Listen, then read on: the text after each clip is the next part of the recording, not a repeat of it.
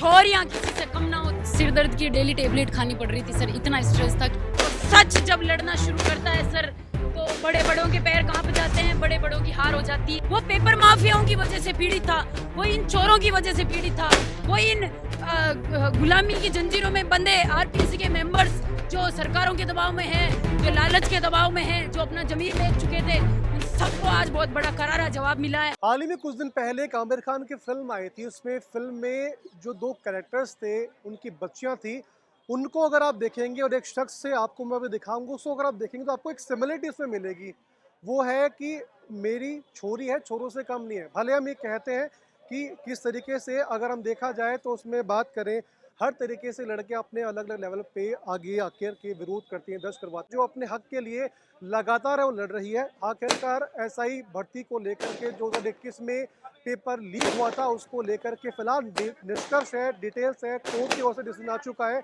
उसमें कोर्ट ने कहा है कि ये पेपर है रद्द होता है। हम उसकी बात करेंगे, पेपर को फिलहाल लगातार संघर्ष आप करते रहिए, जीत आपकी दर्ज हो चुकी है। जी, आज मेरी तरफ से एक यही संदेश जाता है हर उस माँ को, हर उस बाप को, हर उस भाई बहन को, हर उस बहन को कि छोरियां किसी से कम ना होती। ये बात आपने जो कही है, ये सच कही है। तो सच जब लड़ना शुरू करता है सर, तो बड़े बड़ों के पैर कांप जाते हैं, बड़े बड़ों की हार हो जाती है। जब सच लड़ने के लिए मैदान में उतरता है, और जब हमारे साथ में हर एक वो युवा साथ में खड़ा था जो ईमानदार है, जो कहीं ना कहीं किसी न किसी भर्ती में, जरूरी नहीं है सर कि एसआई भर्ती परीक्षा में ही वो पीड़ित हो, वो पेपर माफियाओं की वजह से पीड़ित था, वो इन चोरों की वजह से पीड़ित था, वो इन गुलामी की जंजीरों में बंधे आरपीसी के मेंबर्स जो सरकारों के दबाव में हैं, जो लालच के दबाव में हैं, जो अपना जमीन बेच चुके थे, उन सबको आज बहुत बड़ा करारा जवाब मिला है। मैं धन्यवाद करूंगी प्रत्येक उस साथी का जिन्होंने इस लड़ाई में अपने पैर जमाए रखे। मैं धन्यवाद करूंगी हर उस माँ बाप का, मेरे माता पिता का, मेरे भाई का, जिसने मेरा मनोबल टूटने नहीं दिया। इतनी प्रताड़नाएं मिलने के बाद भी, इतने फोन कॉल जाने के बाद भी उन्होंने हार नहीं मानी, और उन्होंने यही कहा, कहीं ना कहीं वो भी हारे थे सर, उन्होंने भी बोला था कि कुछ नहीं होगा। आज तक ऐसा कोई ऐतिहासिक फैसला नहीं आया है जो अब क्या आएगा, और आज ये चीज समीर जैन साहब ने प्रमाणित कर दी है कि न्यायपालिका इस भारत का, इस लोकतंत्र का सबसे मजबूत स्तंभ है। अगर हम देखें, लगातार हम तमाम उधर के विजुअल्स देख रहे थे, तमाम लोग, मैंने आपको पहले भी देखा है, तमाम इतने लड़कों के बीच में एक लड़की आकर के विरोध करती है। निश्चित तौर पर ये वाकई काबिल तारीफ है और निश्चित तौर पर होनी भी चाहिए। लेकिन उसके बीच में कुछ ऐसे कमेंट्स भी आते हैं आपको लेकर के, जो शायद हम बोलने में भी वो अगर सोचेंगे तो वो बोल नहीं सकते। उन जो जो सोच उस लेवल की रखते हैं, उस छोटी सोच को रखते हैं, उनके लिए आप क्या बोलेंगे? देखिए सर, इसके लिए मैंने पहले भी कोई प्रतिक्रिया नहीं दी थी। मेरा मनोबल टूटा था, मैं मानसिक रूप से पीड़ित भी हो गई थी। मतलब सिर दर्द की डेली टेबलेट खानी पड़ रही थी सर, इतना स्ट्रेस था, क्योंकि मैं बहुत सिंपल फैमिली से बिलोंग करती हूँ, ग्रामीण परिवेश है मेरा। मेरे माँ बाप, मेरे भाई बहन, कोई इस चीज़ को मतलब स्वीकार करने के लिए तैयार नहीं था कि अब क्या होगा। यहाँ तक कि उनको इतना तक डर था कि कहीं तेरे साथ कुछ गलत ना हो जाए, कोई ऐसी चीज़ ना हो जाए जिसको हम मतलब बर्दाश्त नहीं कर पाए। और जहाँ तक इन गलत बोलने वालों को या असंवेदनशील टिप्पणियाँ करने वालों को, या मतलब जो भी इनके विचार थे सर, ये उनके संस्कार थे, ये उनके अंतर्मन की आवाज़ थी, उनके अंतर्मन के शब्द थे।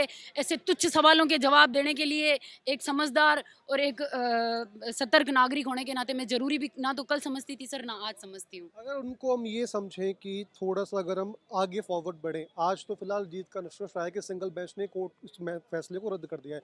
क्या आपको लगता है कि सरकार डबल बेंच पे नहीं जाएगी, सुप्रीम कोर्ट पे नहीं जाएगी, जाएगी उसको सर, लेकर के प्रिपरेशन? याचिका डबल बेंच में भी जाएगी, डबल बेंच में भी अगर इसमें पॉजिटिव रिजल्ट आया तो सुप्रीम कोर्ट में भी जाएगी। अभी ये मुद्दा चलेगा, पर सबसे बड़ी जो जीत की खुशी ये है सर कि अगर सिंगल बेंच में सकारात्मक फैसला आया है, क्योंकि प्रमाण सारे हैं और प्रमाण अब दब नहीं सकते, हम लड़ाई छोड़ेंगे नहीं। और हमें पूरा विश्वास है, अगर हमारे साथ में भाई साहब हनुमान जी बेनीवाल का साथ है और इनके सारे क्रांतिकारियों का साथ है, तो सर हम पीछे नहीं हटेंगे। हनुमान बेनीवाल जी को लगातार अगर देखें तो उनको भी ऐसी स्टेटमेंट्स आते रहे कि वो केवल पॉलिटिक्स करने के लिए ही अंदर आ रहे हैं, पॉलिटिक्स करने के लिए तमाम छात्रों को लेकर के आ रहे हैं। आज भी एक ऐसी बहस है, वो काफ़ी ज़्यादा चर्चाओं में आ रही है, क्या कहेंगे?